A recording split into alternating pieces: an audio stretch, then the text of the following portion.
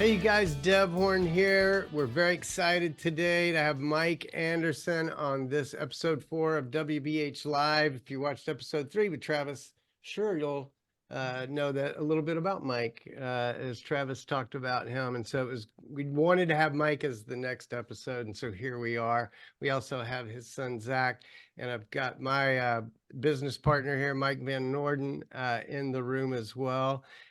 Let's say first, hello, Mike Anderson. How you doing, my friend? Well, Deb, I'm happy to be here. All I did was tell Deb one piece of advice, and then I get all this glorious credit for steering his career. Oh, you're talking about Travis. You're talking about Travis. Travis, yeah. Travis. Sorry.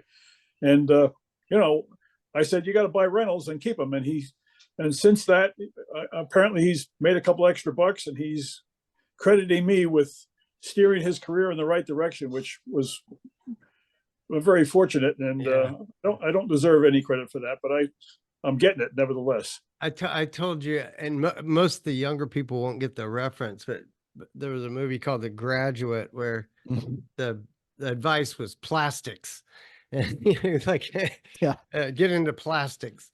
But and I think, but yeah, clearly you did have a great influence on his and Janie's life and their business, of course. But and then Zach, hey, say hello to everybody. Hey, everybody! Thanks for having me. Zach, son of Mike, it's good to have you and get a little bit of the family aspect of the business that you guys have going. And I thought we like to break the ice a little bit at the beginning and just kind of talk about who you guys are and family a little bit. I asked Mike, let me see if I can share my screen. I asked Mike to give me some photos. No. I'm never sharing the right screen. There we go. That should put us on the side. There we go. Yes. Gave me a couple of photos. This appears to be a younger version of Zach, and maybe Mike too. But great picture of you guys. Was just gonna have you guys kind of tell us a little bit about these first few photos. Who's this, Mike? That's Zach and my youngest daughter, who's I don't know 32 or something like that in that picture. She was a school teacher for 13 years in the foothills and had 3 little kids, and then decided she couldn't handle getting up and going to school at 7 o'clock in the morning and taking care of the baby. So she transitioned and joined the family business. So that's the 2 of them at a car show that we sponsor. That WeBuyHouses.com sponsors an annual car. I'll show some images of that. Here's this is something you just sent me. I think this was that's yesterday. That's yesterday. Susan, my wife, and Micah in the living room working on our annual financial statement. They're trying to compare notes to see if they added up the columns properly to arrive at the bottom line. And today we bring the financial statement over to the bankers, and hopefully they say we blow their doors off and they're good for another year. So that's Susan and Micah there. Awesome. You and Zach let them do the hard work.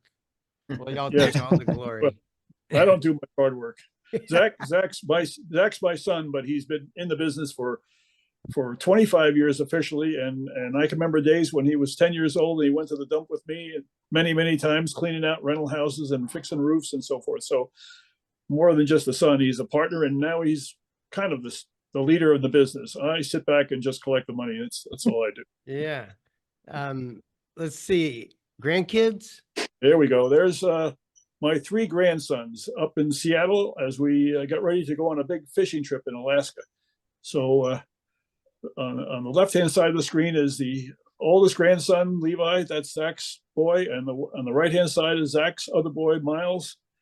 And then the boy in the middle is Easton. That's Micah's son. So that's 3 of my 8 grandkids. Yeah, in the next car scene, this looks like an older photo, but are these all grandkids? Those are all grandkids. That's 6 of the 8. The bigger ones are in Boise, and they were too big to get in the car anyhow. So all these kids live right in the neighborhood, 3 behind me and 3 up the street. 3 of them are Micah's and 3 of them are Zach's, and that's Wow. a 70 Cadillac we just finished restoring a couple years ago. 70 Cadillac. Yeah, one of the things that we're going to talk about today a little bit is about cars. You have a passion for cars. This looks like another family member here. Yeah, that's new dog Bella at our cabin on Mount Lemon. Mount Lemon is a mountain community just an hour's drive out of Tucson. We have a beautiful cabin that's at 8,000 feet elevation. So we're in the desert in Tucson at 2,000 feet. We drive up the hill and we're up in the tall pines. Wow. And so I don't know if, yeah, is that the house? That's the cabin on Mount Lemon with a 29 Cadillac and a bunch of the grandkids there. Wow. So that's an unbelievable situation that we're in the desert and we could drive up the hill and be in the snow and the southernmost ski area in the country on Mount Lemon. Just 20 miles as a crow flies, but 40 miles to go up the winding road. Wow. Yeah, I saw this in here and I wondered where could this possibly be, you know, and so that's where it is. It's almost a beautiful place. An unbelievable situation that we have that ability to have that retreat and go up there in the wintertime and go skiing. Zach was just up there last week skiing with his kids. That's one of the reasons we're in Tucson, because we've managed to get the best of both worlds and enjoy the hell out of it. So obviously you've been in Tucson for quite a while, since what, 1975, I think? 75, came here at 30 years old. Yeah. And I was kind of trying to piece together the history of your story, and it seems like you liked cars early on. Is that true? And kind of what is your relationship with cars? Well, pretty unbelievable. My philosophy in this business, you need a base. You need a base of making money. You either got to be a doctor or a lawyer or a plumber or a framer or a carpenter or whatever. And for me, my base was buying and selling cars, buying cars and putting them on a street corner and making a couple bucks, and then taking those monies, paying my bills and buying rental houses. So I wish I could say I had a base as a plumber or a bricklayer or a real estate agent or a broker, but my base was really just scrounging to get cash. And I did that by buying and fixing cars. I probably bought and sold, without exaggeration, 500 to 1,000 cars over the years, never as a car dealer, just as a curber or a flipper. And only recently, in the last 10 years, have I started to accumulate some cars that I thought were special based on my tastes and likes. That 67 Corvette on the right-hand side, that's an interesting story. That my dad helped me buy that when I was 21. I took it to, I was an officer in the Army. I was an armor platoon leader, and I ended up going to Germany. He bought me that car thinking I was going to go to Vietnam. It was 1965 or 66, but I didn't go to Nam. I went to Germany. I got to take that Corvette to Germany and drive it. And then I sold it over there, and I ended up buying it back about 10 years ago. And since then, I've accumulated another, I don't know, a couple dozen collector cars, 5 of which or 6 of which are right there in that screen, that's a picture in front of our house, a collage of the kids, the grandkids, and a couple collector cars. So it's pretty unique situation. Do you see any corollaries between cars and houses? Well, investor, or renovator, or how do you look at I'm that? I'm a fixer. That's my whole my. If I had one special ability, it was that I like to resurrect rundown things, whether they're antique clocks. I'm an antique clock collector, or cars, or houses. The satisfaction of taking an ugly thing, house, car, whatever, and resurrecting it and putting it back and making it pretty. That's been a very satisfying part. I would not recommend investing in cars. If you can buy them and sell them and make a buck, that's great. But don't buy them thinking you're going to make a lot of money on them. The money gets made in the appreciating assets. Right. That would be the key difference: a depreciating asset versus an. Yes, absolutely. Yep. And I noticed in the notes, one of the things that you talked about, I've got a lot of notes, so I won't find it right now, but it was kind of like if you're not holding property, then you're not benefiting from the wave of appreciation. You kind of talked about that, and that being the cornerstone of why you need to be holding properties and not just flipping them. Yes. Flipping's You kind want of to, more of you a want to, job, right? I'm sorry. I said flipping feels more like a job, right? It is.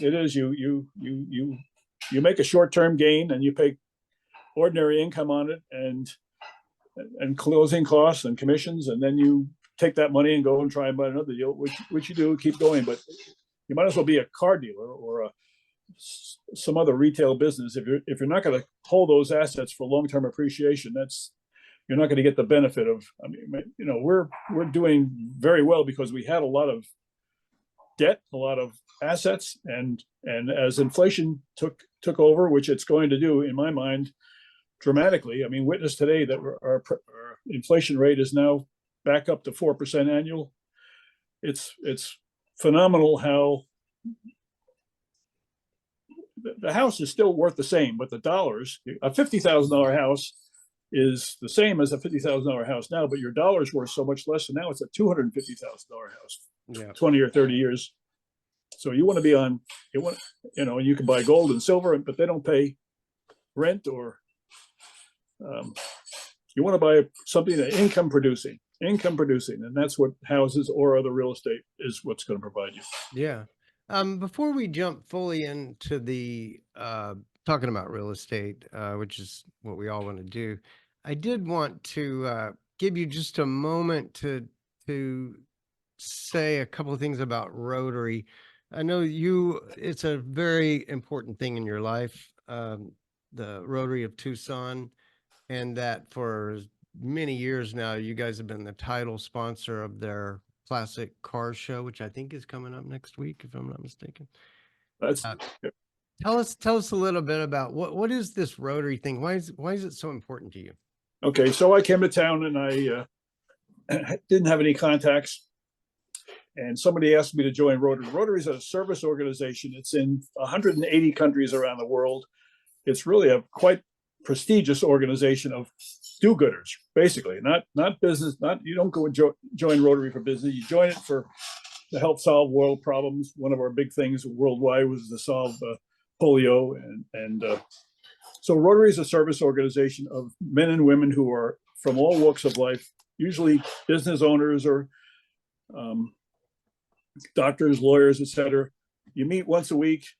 There's Rotary clubs in virtually every city in the country. I joined 45 years ago to establish contacts. And I've been a member for all those years. I was president in 2000. And I told them we had to start raising more money for the community. And so we started a car show about 18 years ago. And it's an annual car show. It's the biggest one in town. Every year, I buy a Corvette that we ultimately give away as a raffle prize. It's been my job to do that. And we're also the title sponsor. So we got a 250 member Rotary Club, and they kind of look to me to be instrumental in helping them make it work. So we pay, $20,000 a year just to sponsor the show. And we give away a Corvette each year to somebody. People come to the show, they pay $10 to get in the door. It's held at a local school grounds. We generally raise $200,000 to $250,000 a year as a result of that. All that money gets given away to child causes and so forth. So it's a lot of work to put the show on, but it builds the camaraderie among the members and so forth. And we have a fabulous reputation in town for the Rotary Club has a great reputation for putting this car show on, and it's satisfying. So I'm in it. A family participates in it a lot, and it's all for good causes, and we get a lot of good publicity. WeBuyHouses.com gets good publicity as a result of it. But we're not out there. We're not out there hawking. We're kind of low key. We have our booth. We put in. As part of the sponsor, we get to show 8 or 10 of our own collector cars and have a 100-foot long booth among 400 or 500 other cars that are there on display. That's awesome. Let's transition and start to talk a little bit about real estate and the business. And one of the things that is obvious about you guys is y'all are a family business. And as I was looking through the notes that you provided me, it almost seemed like you were making the argument that far better to be in a family business than in a business with partners. And I don't know if I read too much into that, but because it seemed like you're kind of saying your best partner is your spouse and things like that. How do you feel about that? The family business versus business partnerships and things like that. What's the strength that you guys have as a family business? Well, when I wrote that, I didn't.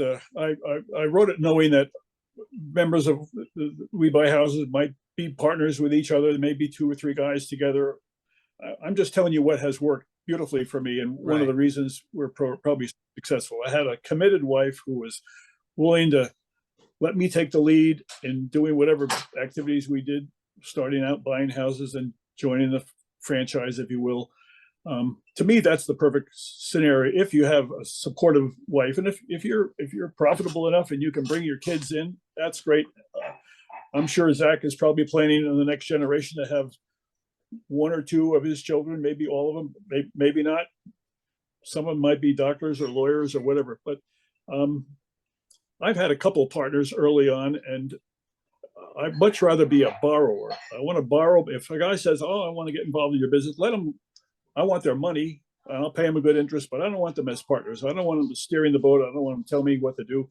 I don't really want another partner where I'm at heads with at odds with, because as times change, people change. They get influenced by their spouses as to what is being done. And it's to me, it's a lot better to not have a partner if you have a choice. If you have a partner already, I'm not suggesting you break up. I'm just telling you what has worked for me and our family. How do you guys divide the labor? Like is one of the family members really good at talking to the homeowner and others are good at dealing with contractors, or how do the roles work out? Well, Zach does all the work. I say that laughingly. Why don't you tune in here, Zach, and break down that? Well, it's not really fair to say I do all the work. There's lots of help all the way along. I mean, my dad fields the phone calls. If you called our numbers, my dad's going to pick up the call and talk to you about your house. And I think that's key to our success. He brings a lot of expertise and just the right kind of voice, and then knows how to pass that on to myself. And it's up to me to go to the home and negotiate the transaction and then coordinate the remodel and resale of it. So he still stays involved heavily with that, the advertising, and then my mom and my sister help out with all the back end paperwork with regards to taxes and staying organized. And we have an in-house broker that we list all of our stuff through. So he manages all of our rental properties and then also lists our homes, deals with the, negotiation with agents. And then, an office manager and obviously our own team of guys that remodel and deal with our rental properties. But that's pretty much the flow of how it all goes. My dad takes it from the beginning and then hands it off to myself, and then our team kind of executes the transaction. I'm amazed that Mike's taking the call. It seems like a lot of people want to outsource themselves as soon after they start a business, have somebody else do the things that are maybe the harder work or more uncomfortable or something, but that's absolutely amazing. So let's think about how many rental, like the scale of your business, how many rentals do you guys have right now? I'd say it's we have some small units. I'd say we probably have 300 paying situations. Mhm. That's really how I look at it.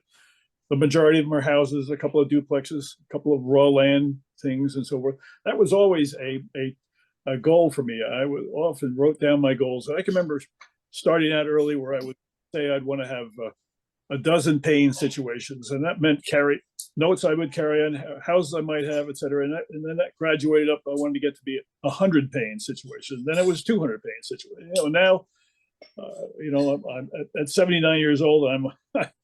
My goals are still have them, but I'm not eager. I'm not running out there saying we got to get 500, which we probably could, and we may very well. But right now we got 300 paying situations, mostly houses. What was is this the most you've had, or was there a period in your career where you had a lot more doors or paying situations? Yeah. When things got bad, we might have had 50 or 80 houses. We sold off, you know, a good portion of them to pay the bills and keep the ball rolling. But we've never had more than we have now. Oh, although yeah. we have sold off a bunch. I mean, if I look at my financial statement from 20 years ago, I don't think we own one house that we had 20 years ago. It's all Really? that money was all sold off. All those houses were sold off, and the money was used to go buy more and get leverage and et cetera. So bigger deals or whatever. Let's talk about leverage and debt. One of the things that you shared with me before this was you were talking about your dad. I think your dad was probably not comfortable with debt. And so we were kind of having a conversation about that, but just what is your relationship with debt and leverage? How's it Well, played into building your business? It's if you're afraid of debt, then you're in the wrong business. That's my attitude. If you want to build an empire, you got to be using other people's money. You got to be willing to take on debt, manageable. I say manageable, not debt to buy new boats or trips to Europe and so forth, but debt to buy real estate. Mm-hmm. And leverage is the name of the game. You owe other people's money. You don't want to be afraid of borrowing. I'm in a decent house, same house I've been in for 45 years. If I've refinanced it once, we've refinanced it a dozen times. I can remember when in 1980 interest rates were in an 18-20% rate. I had two loans on this house, $140,000 at 18% and a second mortgage of $100,000 at 21%. I've got the documents there. I can prove that's correct. So I'm paying like 20% of 200,000 is $40,000 a year. I'm paying $40,000 a year to service $200,000 worth of debt, and I borrowed that money so I could go out and buy houses. And now, by unbelievable circumstances, we've refinanced the house and the cabin. We got $700,000 loans on both those units, and we paid 2.75% on a 30-year fixed loan. So it's come full circle. I got all my money back. I bought all these other houses using the debt on our single family residence. Some people say, well, I got to get my wife wants the house paid off. I got to pay the house off. To me, you don't want to pay the house off. You're going to get the best place you could ever get money at the lowest rate is in your own principal residence. And I've refinanced, like I say, a dozen times and use that working capital to keep on investing. So that's kind of personal guarantees. People say, well, I had lots of investors in town, all kind of laughing at me 40 years ago when I was buying houses. They said, what are you buying houses for? Go out and buy apartment complexes or a duplex or start up a limited partnership. And many of those guys have been long gone, belly up. They didn't have, they had limited partnerships with guys that they had to be accountable to, and I was accountable to myself and my spouse. That was for me. I have a lot more things I could talk about debt. So if you want me to just run down my list, I could do that, or we could go on to the next subject. Well, I do think it's an important topic because I was looking at it almost like a life cycle that you'd gone through, where A, you had to get comfortable with debt, B, you were refinancing your principal residence, and then it looks like you were focused then on building credit and building relationships that gave you access to money. That because I think the question a lot of people have is, how did you scale? Like, there's a lot of people that own 3 houses or even 30 houses, but you're at 300 houses, and that's a level of scale that most people kind of wonder how's that? How do you do that? What was the key to that scale, getting to that much, that many Well, assets? I'll try and not ramble on. You know, it started out, but first investment you need to have is your own principal residence. That's your first investment, and for all the reasons that we talked about, you know, appreciation and being able to borrow against it and so forth. I started early on, 45, 50 years ago. You could buy houses and you could assume FHA and VA loans with no qualifying. So I was able to buy like 20 houses the first couple of years with $1,000 down. I never, believe it or not, I'd go and fix the car up, put it on a street corner, sell it, do that a couple of times a month, and pay my bills and go buy a house with. I didn't use title insurance. I didn't pay. I actually wrote many deals on napkins, where I'd give a guy. I remember buying a house with $500 down, and I put a sign on it that weekend, and I rented it out for $500 or something like that, plus a $300 deposit. So I put down $500. I got back $800, and people said, well, what kind of return on anyhow? So I did that, and then I didn't have a good bank. I didn't have any banking relationship. All of the loans that I originally got were either assumable FHA or VA, or they were seller financing. Or you go and buy a house from some guy who didn't want the house, and when the market was bad, he couldn't sell it because it was not particularly attractive. So you give him a couple $1,000s down, and he'd carry the financing. And I did that dozens and dozens of times with seller financing. Then I would move the mortgage. I could move the guys. So he's got a first mortgage. You buy a house for 50 grand, you put 10 grand down or 5 grand down. He's got a $40,000 loan. And then you make payments to him. I never, ever missed a payment in good times or bad, ever, to anybody. That if you have to sell your soul to keep your credit, that's what you do. And we're talking about credit with private investors and friends and family, if that's where you can go to get your cash. So you move that mortgage off that house and put it a second mortgage on a rental house that you have. And now you've got a free and clear house. You can sell that house for, at the time, $60,000 or $80,000, and now you've got money to go out and buy 4 or 5 more houses. So you do that with assumable loans or seller financing, and then you get to a point where you have a decent financial statement and you've got good credit, and you go to the bank and you start establishing a good banking relationship. We've had the same relationship with one bank for decades. I mean, and people would say, well, you need to have 2 banks. I never wanted to have 2 banks. I wanted to commit to a bank and tell them, you got me. I'm not going to go down the road and play another bank against you. I want to stick with you. And that has paid, maybe we're just lucky, but that has done wonders for us. They are loyal to us. We're loyal to them. And as our assets grow, they're getting they're getting a great return on the interest we're paying them. Plus we put our cash in the bank. And so that built our credit. Then you get to the point, FHA will give you 10 investor loans, I think. If I'm not mistaken, you can get 10 still investor loans. So there's a big building block. I never did that. We never did that, but that's a big building block to build your portfolio. Then you go to the bank and you've got these rentals, you got a good cash flow, you've got assets, maybe you've got 10 or 20 houses, and you get them to refinance them all for you. And we did that. We established that banking relationship maybe 30 or 40 years ago, where we transitioned from a hodgepodge of either friends or family or business associates who would lend you money, sometimes unsecured, and you pay them. You never, ever, ever not pay them. I've had guys say, well, it's hard times, Mike. I'll forgo the interest. I won't charge you interest on a loan. And I said, no way. I'm paying you what I agreed to pay. It's not like the student loan deal where you can get your student loan paid off by the government.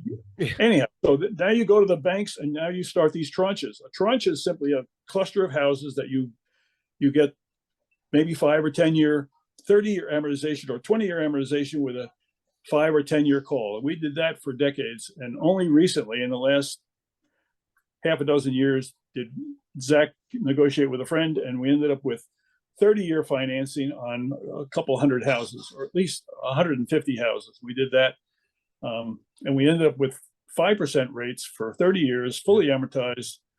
And that's, so it's the progression of small deals, unusual seller financing, then buying and refinancing and buying more, you got to have ambition. I mean, that is the key. If you're just happy with two houses, then you're going to be having. If you have to be. I actually, the word ambition is. I don't have it right here in front of me, but it's pretty interesting what it is. It's. Let me just find that just so I can. No, not that page. Well, it doesn't matter. Ambitious, hunger. One of the things I noticed, because you talked about, we've done all kinds of deals: fix and sell, rent to own, seller financing, wrapping mortgages, substitution of collateral, moving mortgages around, subordination, trading, finance, refinancing. So the truth is, what we can say, you focused on buy and hold. You wanted to accumulate real estate. You were very creative along the way in how you got there, right? Desperation. That's truly the desperation, struggling to figure out how I had no credit and I had no job. So you got to go, you go down there and say, well, who do you work for? Where do you get your W? I had no job and I had no credit. And I had a father who had the ability to lend to me, but he didn't trust me. He wouldn't lend me any money because he saw me as this wild and crazy guy. So, I forget what's the question again. Oh, desperation. That's it right there. When you're desperate and you're motivated and you got little kids and a mortgage to pay and a wife who's counting on you to steer the ship in the right direction, you become creative. I've traded houses for cars and I can imagine all kinds of things. Buying land from people who are don't wanters. A don't wanter is a category of people who have somebody they don't want anymore. They just want to get rid of it. And many times you can make a deal with a don't wanter, either get low interest or no interest financing. I once bought a big chunk of land and ended up with dozens and dozens of parcels of land, and I ended up trading that land for cars and motorhomes and houses in Tyler, Texas, and a house in Chowchilla, and a couple at a mobile home park, 50 spaces. I could give you a dozen other things that we traded these 50 odd lots of land for.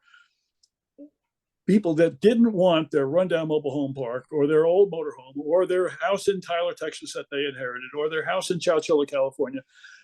They didn't really want my land, but they had something they didn't want. They had that item that they didn't want, and the land provided them peace of mind. They get this land, it sits out there, they don't have to make payments on it, nobody's beating it up, so that is a whole category of how deals came about. People, when you and once again, I'm absolutely amazed that you still take the call and talk to the seller. That's also what Travis Sure does, by the way. Let me tell you what, to me that's very. I see myself as the quarterback. If I drop the ball and I give it to somebody else and he drops the ball, he doesn't get the right information. I want to be the one who, if they see me on TV or in the newspaper or whatever, they want to call up, and if they talk to some guy in Pakistan I want them to talk to me. I want to hear what they have to say. And then I pass it on to Zach, and we analyze the deal, or we go out and see them together, or whatever. The calls have been. It's not like we're getting 10 calls a day. I mean, that's another whole subject. It's very competitive, and this is a market that's more competitive than probably ever. Yeah. So when you're talking to a homeowner, are you trying to figure out if they're a don't wanter? Well, most of them are don't wanters. I mean,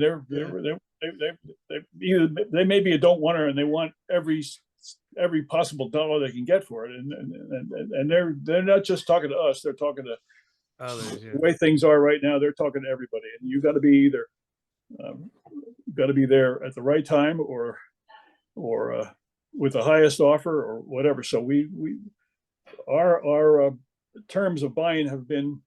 We started out buying with unconditional terms, as is, all cash. We'll help you move. We'll pay all your closing costs.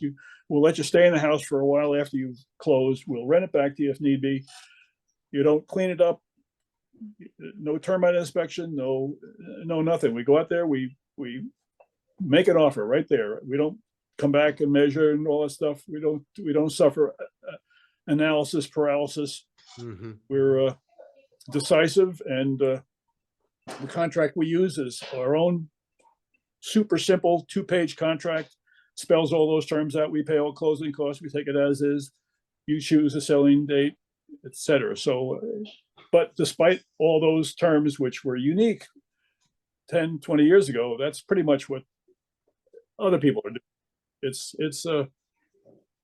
very competitive.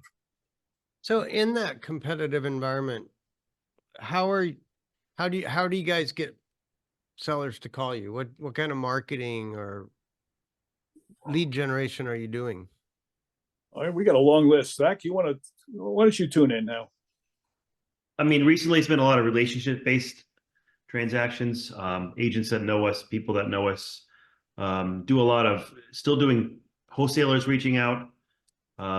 There's still deals to be made there. I mean, those wholesalers are attacking the streets pretty hard, and it's just a matter of, knowing what's a good deal and when to act with them, even though they're making money.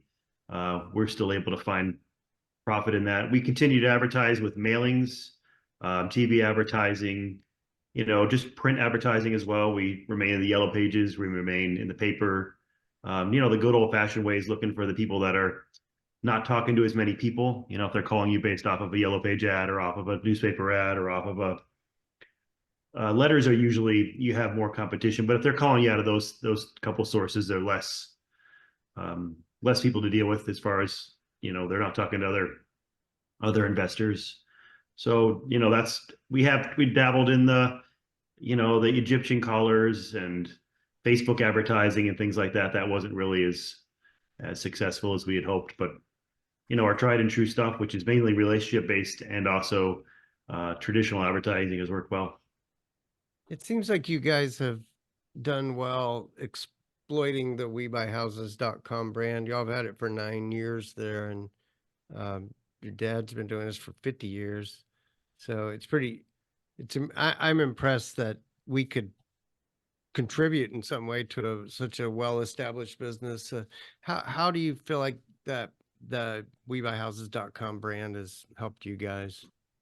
Just an easy name to remember. I mean, that's kind of all there is to it. I mean, there's not really, once people hear it and they're looking to sell their home, it's pretty easy to recognize and find. And then once they found us, it's up for us to make something of the transaction. Yeah. Yeah. Well, and go ahead. The ugly house guys are in. We have ugly house buyers in town. I think there's nine different guys who have that franchise, and we debated back and forth whether we want to join those guys or stand our own. So we're the one WeBuyHouses.com, and you got 9 other guys who are out there fighting each other to get the ugly house dollars. So anyhow, we've proudly used the name, and we have an office building in town, which I should have sent you a picture of, that is right on the main thoroughfare with big yellow building with a WeBuyHouses.com on it. Of course, the car show, and we use that name pretty much exclusively. And I have to confess that one of the reasons we signed up for it was we didn't want anybody else to get WeBuyHouses.com. So it was almost it wasn't like we needed it to keep the ball rolling. We already had a bunch of years under our belt, but we wanted it as a defensive mechanism, and we since we're paying our fees, I think.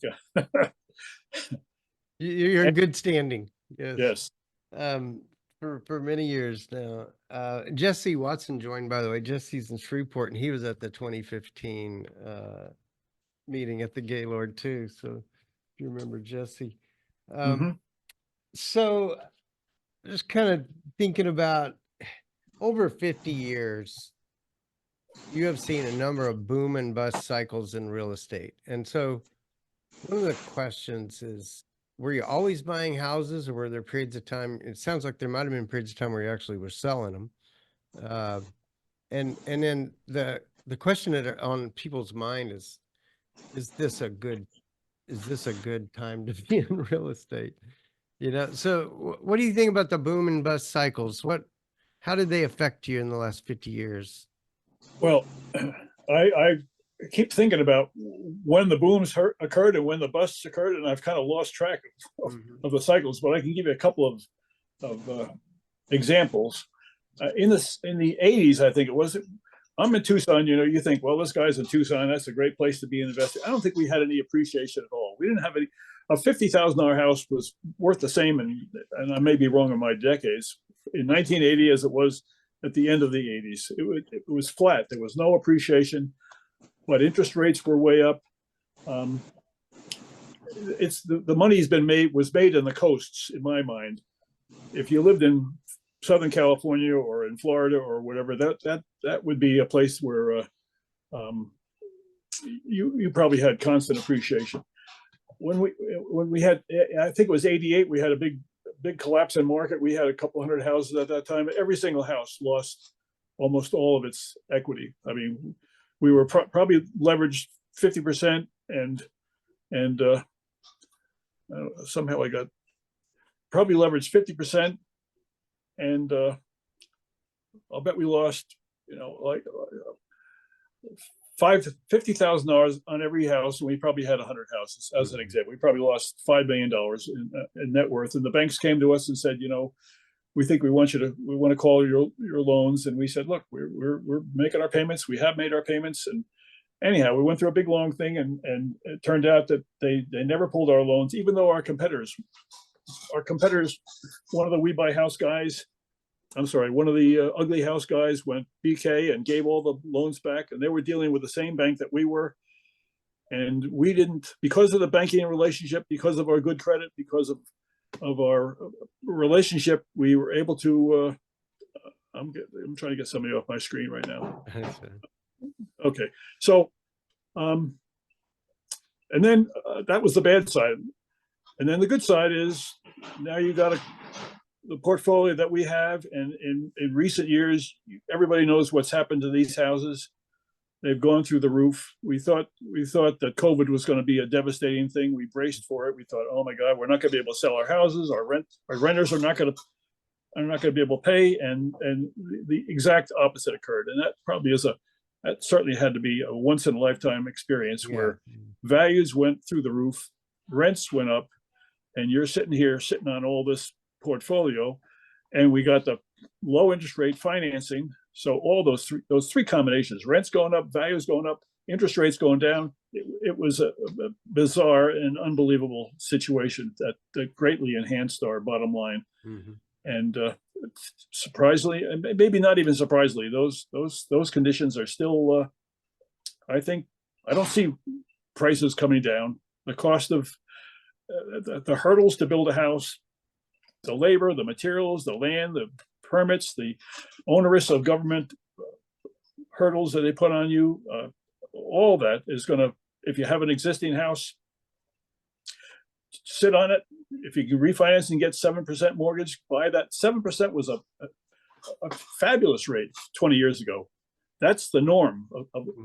We had houses at 10, 11, 12% bank financing. They came down to 8%. We were jumping up and down. They came down to 7%, but it was unbelievably good.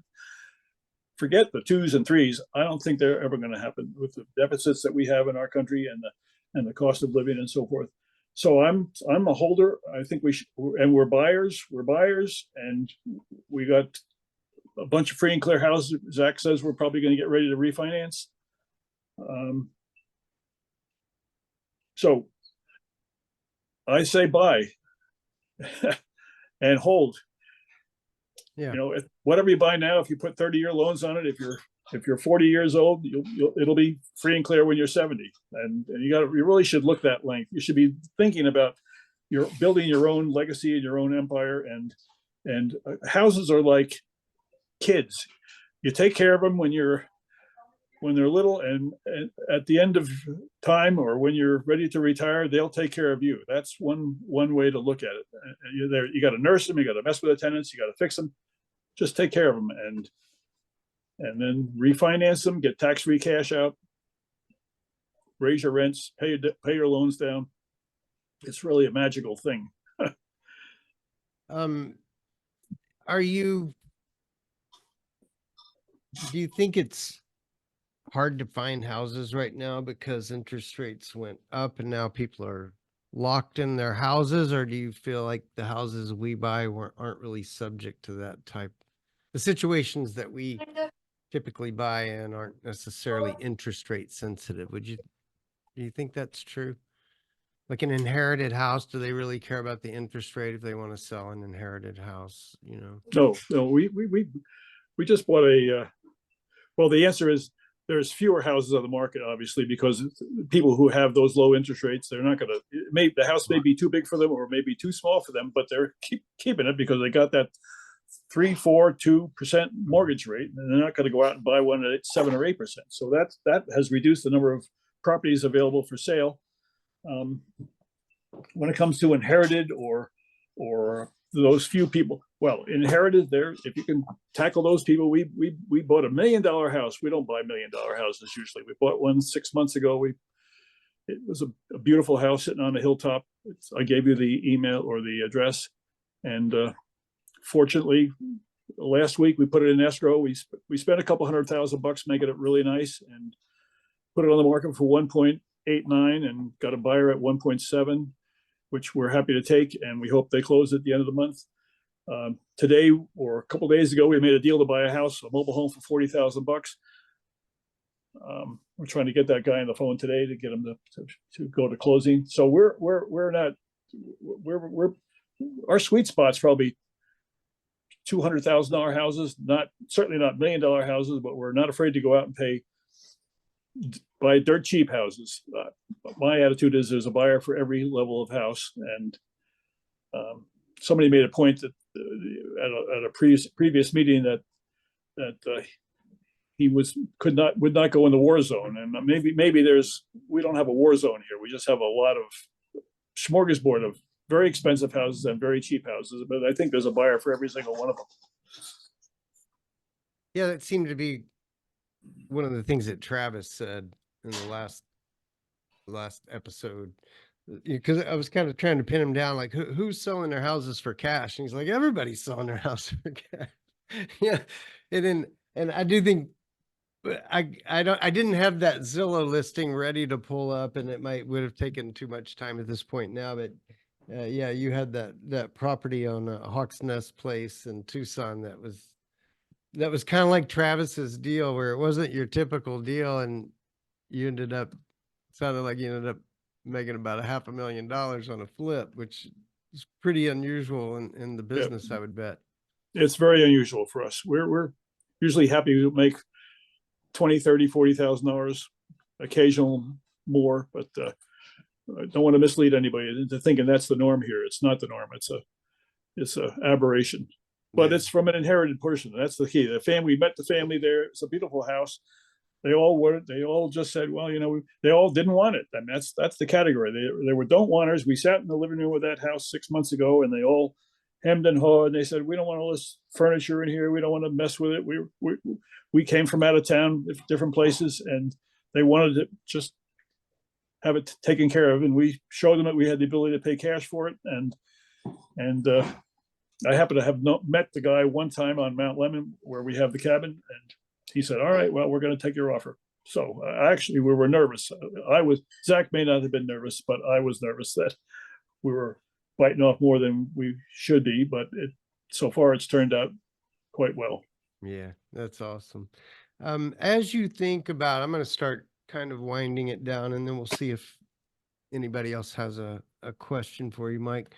But as you think about the future, I know some guys have ended up going from single family to, say, multifamily, or even to commercial real estate. Have you dabbled any in sound like, I think at one point you told me you had like an apartment or hotel or something, but have you dabbled in multifamily or commercial, and do you think that's an opportunity? I had a banker one time who said, we were talking about commercial properties, and we've had a couple, and we do have a couple. We got a couple of warehouses that have worked out fine. I'm trying to get my screen to work here. 1 second. How do we get the rest of the people on the screen? So this banker said to me, commercial properties can sit vacant for months and months and months and years. And so that's the caveat there. If you can make a great deal, we made any commercial that we bought, we made terrific deals on.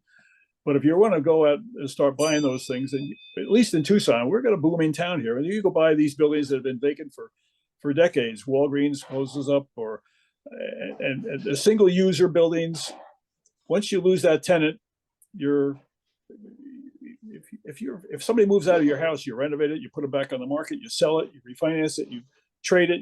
There's so many things you can do with houses. Houses are the closest thing to cash in real estate.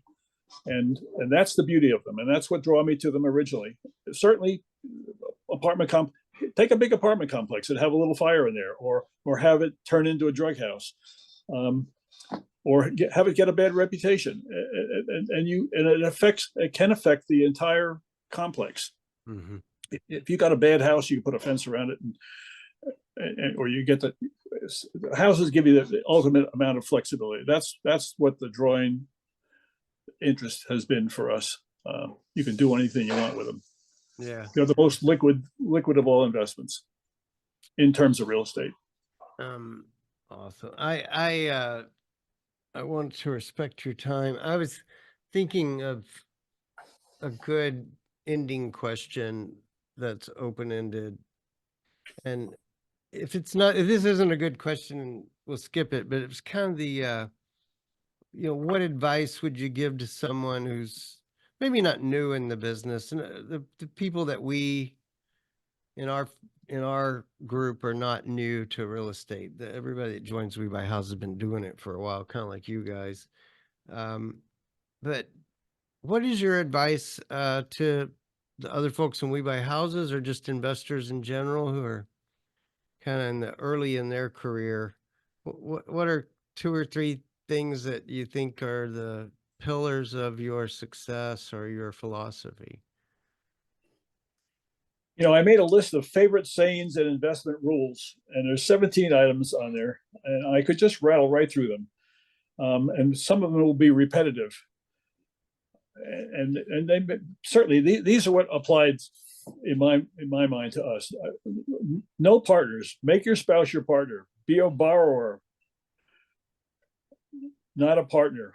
But if a guy wants to be a partner with you, let him lend you the money and pay him 10% or 12%. Your principal residence is the best source of money. The harder I work, the luckier I get. Reputation is everything. Time is your most valuable possession. Many a self-made man quit too early.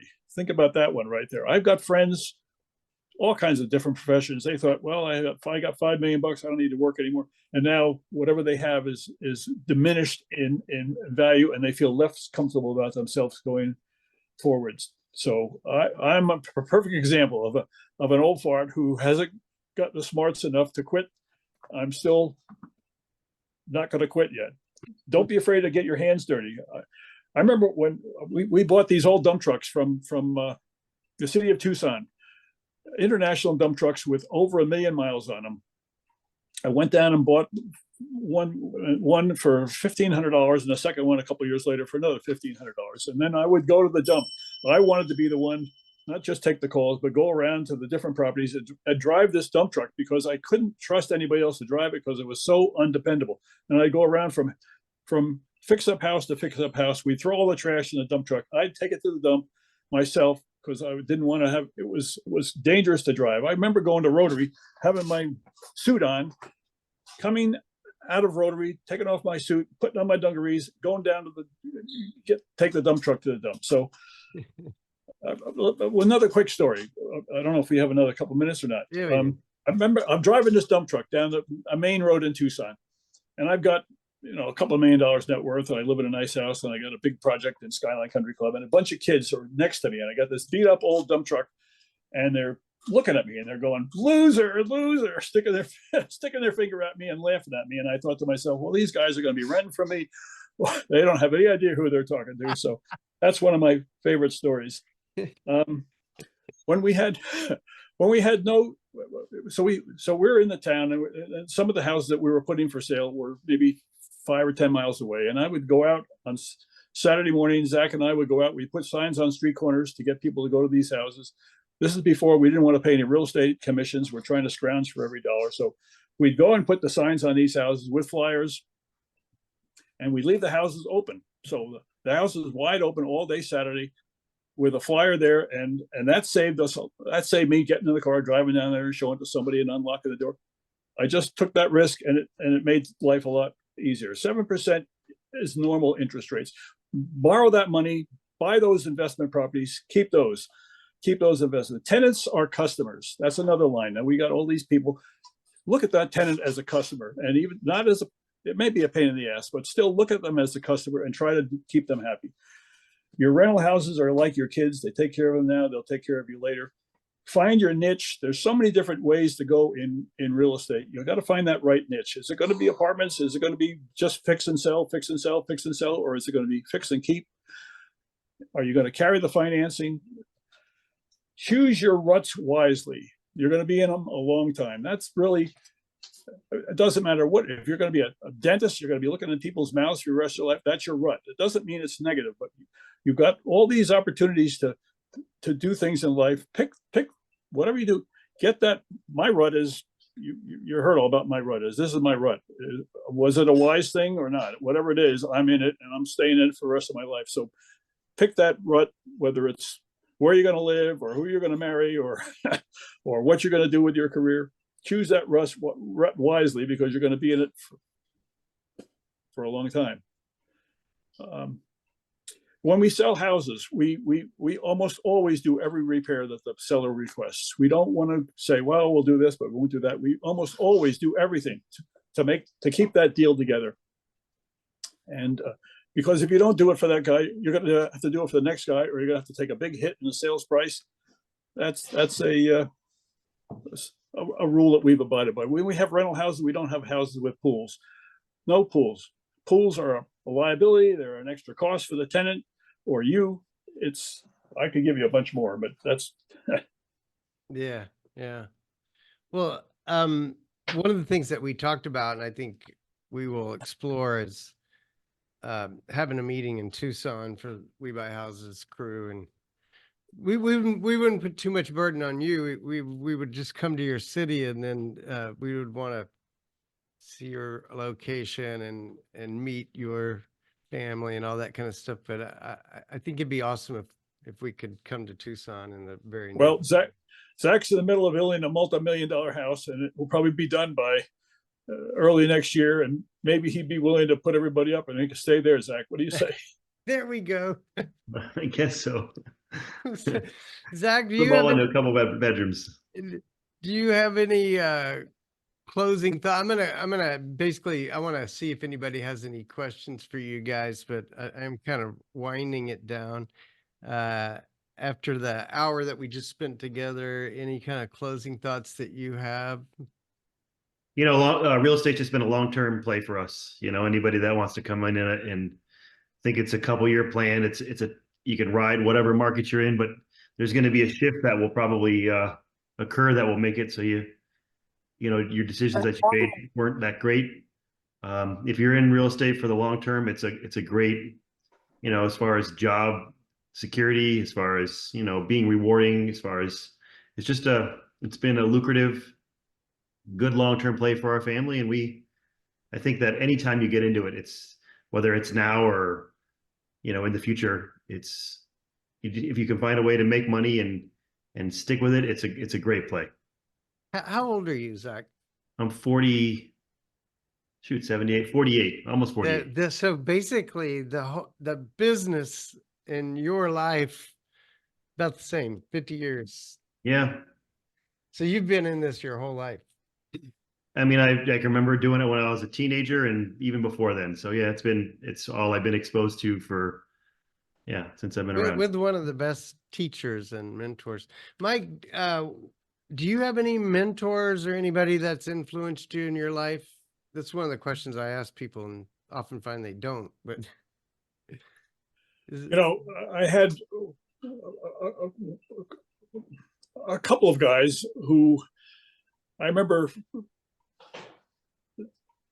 in '78 when Zach was born. I think that's when he was born. I had a friend who was a big wheeler dealer, David Vinston. He was friends of Mario Andretti. he owned a vast amount of land, and he was a real super wheeler dealer. And I met him through cars. I was dragging an old car in a neighborhood, and he stopped me, and we started talking about it. And this guy was very well off. He's since passed away, and he was buying $250,000 a month worth of real estate, and I was dazzled by that. And he was kind of a cheerleader for me. He wanted to do business. He wanted to sell me stuff, but I didn't want to buy anything from him because I knew he was pretty ruthless. I remember he wanted to sell me an apartment complex, and he said, "Well, I'll carry the financing."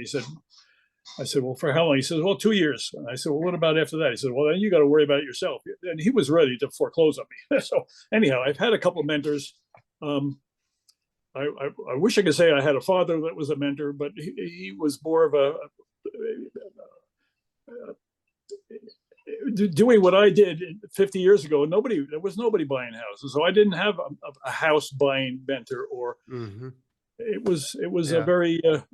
I read a book, How to Wake Up the Financial Genius. I think it's by William Nickerson. I think that's the name of the book. I read that book, and I learned about depreciation and appreciation and forced appreciation, fixing, and that really kind of opened my eyes to the benefits of real estate. And that kind of was my mentor. So I can't attribute. I'd like to tell you that Deb was my mentor, but he has been. Yeah, you have been actually for the sessions that we participated in, the videos that we've watched. You've opened our eyes to additional ways to make deals. Yeah, look, I can't think of anybody kind of particularly in my career here at We Buy Houses, that's I think of as more special than you, Mike.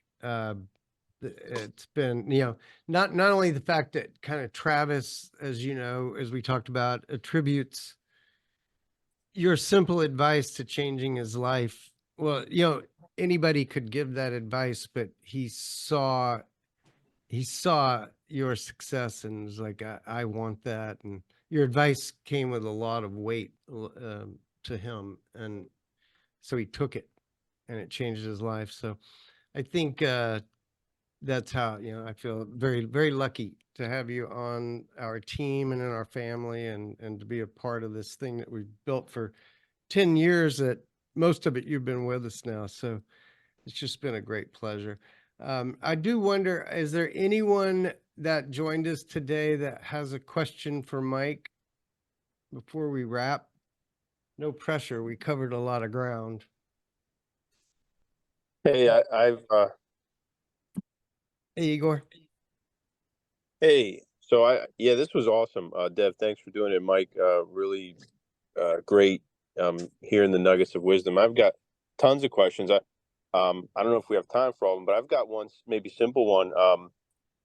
I've got young kids, and I'm just thinking about what are the things that you did to avoid turning your kids off from real estate, right? Like, and I don't know, maybe that wasn't, but I worry sometimes if I'm kind of pushing too much, or any wisdom there would be appreciated.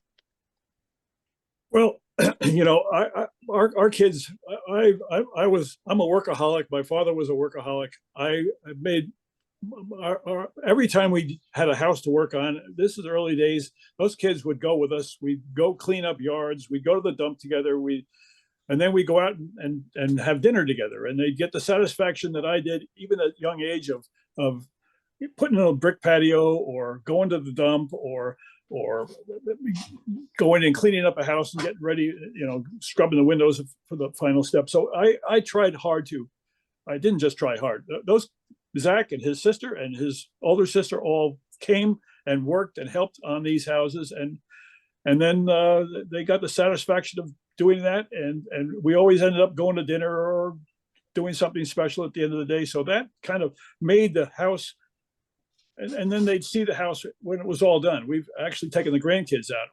That's been one of the most satisfying things. We took the 6 grandkids out on a couple of occasions. Zach organized it. We got a dumpster at the side of a vacant house, and we all went there with our gloves on and our shoes and boots and trash bags, and cleaned out a deplorable house, and then went to dinner. And then a couple months later, went back to the same house. They walked around the house. They saw it. They savored the transformation, and then we went to dinner after that. And that was those kind of things where they see the before and the after, and they participate and get involved. That it doesn't get any better than that. And if they don't like what they were participating in, you're not going to convince them otherwise. And then maybe if you give them a little piece of the profit at the end, that might even help. We've actually had, I'm kind of into philanthropy. I got that line in there that what are you going to do with your money? You're going to take it and put it in your casket. Philanthropy is kind of an important thing. And we've had family sessions where we have the 6 grandkids all sit down and look at different, the parents would read off different charities, the Boys and Girls Club, the ASPCA, and read about these different charities where they can put their money. And they all put in a couple bucks, and then they decide as a group. The kids decide among themselves where they're going to give the donations. And so those are examples of having the family involved in the business. Bring them with you, share the profits, share the work, show them the results, and let nature take its course. Awesome. Thank you. My pleasure. Any other questions for Mike? I know, Igor, you had oh, Abe. Yeah. Abe in New Jersey. Yep. Okay, I think, Mike, you're probably the first investor to start buying single-family houses if you started 50 years ago. You know, the concept on single-family, only became popular 10, 15 years ago. But what do you average put in between tenants? What would you say the cost turnover? Could you repeat the question, Deb, for him? What's your average turnover? Turnover on rentals. I'm looking at a chart right now today. We probably we're constantly improving our rental portfolio. So we're actually, we got a lot of old houses that don't have air conditioning and might need new kitchens. And so a lot of those houses we've had for a long time, we're now pouring a bunch of money into it because we have cash from refinancing. So the bottom line is probably easily have a 10% or 8% of our houses right now are vacant, either because of people moved out or because they can't pay the rent or because we've made it vacant so we can upgrade it. So we're not at 2 or 3%. We could be, but we are not, because we're taking the time to significantly upgrade the rentals. Many of our houses we have are older. If we're buying 50 houses a year, and which we are doing, we're buying 50 or more. Some year, one year we bought 100, but we're buying 50 houses a year. Most of those houses we're rehabbing and reselling, and that may not be the right thing, but that's just the habit we're in. We're in that rut that I talked about. We're in the rut of selling. We're keeping, half a dozen houses a year to add, but just to keep the crews going and keep the cash flow coming in, we're reselling those 80 or 90% of the house. What would you say the criteria? What to keep and what to resell? How do you decide what to keep and what to sell? Yeah. Generally, the rule was, for me, if you bought a house and it didn't need too much work, we would just make it a rental. In other words, if it had a decent kitchen and it was decent but not perfect, it was really run down, and we had to pour a ton of money into it and make it really nice, then we don't want to put it, we didn't want to make a rental out of it. We didn't want to take a beautifully remodeled house and stick a tenant in there and have them beat it up. So we would take that house and sell it. So interestingly enough, the worst, most rundown houses, we would pour the money into them, make them really nice, and then sell them. The ones that were mediocre, we would keep them as rentals because we didn't have to spend any money to fix them. And that's how we made that determination. Now, that's if I was starting out or I was early in my career, that's the way I would do it. Interesting. Rehab the bad ones and sell them, and keep the mediocre ones. Right. You say in order not to put in money, saying as a rental, you feel like you have to invest less money into the rental. Yes. Yeah. There you go. Okay. You're in charge, Deb. Is that it? I do want to make sure that if anybody else had a question, we get it in. I know Zach had to leave. We had a 1:30 Zach had appointment. to leave. Mike, my mic had to leave. Anyway, I am going to go ahead and wrap it up because we have gone probably 15 minutes past an hour. And in doing so, I just basically want to say, Mike, thank you so much for the time that you just spent with us. And also you guys should know, Mike doesn't do anything half-assed. Like I said, hey, let's spend an hour together, man. He did notes. You put a lot of thought into this. And I think that is reflected in the value of just everything that you said today. And we all appreciate it. And we just want to thank you so much for that. And Well- Zach as well.